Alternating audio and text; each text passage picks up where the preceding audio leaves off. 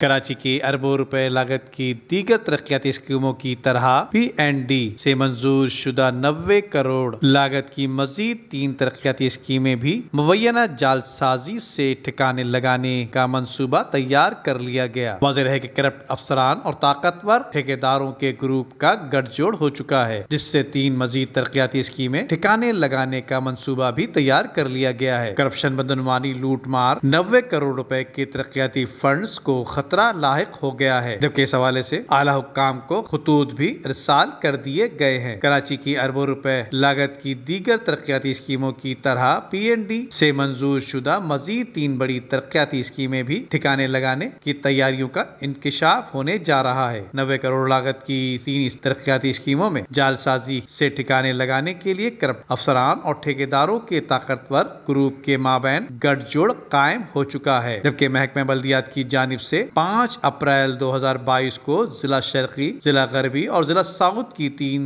اسکیموں کی administrative approval کے لیے چیئرمین پی این ڈی کو لیٹر ارسال کیا گیا تھا، جبکہ ایڈمنسٹریٹو اپروول ملنے کے باوجود کراچی کی اربوں روپے لاگت کی دیگر ترقیاتی اسکیموں کی طرح پی این ڈی سے منظور شدہ 90 کروڑ لاگت کی مزید 3 ترقیاتی اسکیمیں بھی مبینہ جعل سازی سے ٹھکانے لگانے، جس کی وجہ سے اربوں روپے لاگت کی دیگر ترقیاتی اسکیموں کی طرح 90 کروڑ لاگت کی مذکورہ اسکیموں کو بھی شفاف ٹینڈر کے بغیر مبینہ جعل سازی سے ایوارڈ کیے جانے کا خطرہ ہے، جبکہ لوکل گورنمنٹ پروجیکٹ کے ایم سی اور ادارہ ترقیات میں تعینات افسران کی مبینہ ملی بھگت سے کراچی کی ترقی کے اربوں کے فنڈز کی لوٹ مار کی جا رہی ہے، جبکہ اس حوالے سے کراچی کنسٹرکٹر ایسوسی ایشن نے 90 کروڑ روپے کی مذکورہ 3 اسکیموں کے شفاف ٹینڈرز اور حکام سے پی پی ایم ایس کی ویب سائٹ آئی ڈی فراہم کرنے کا بھی مطالبہ کیا ہے۔ ندیم صدیقی،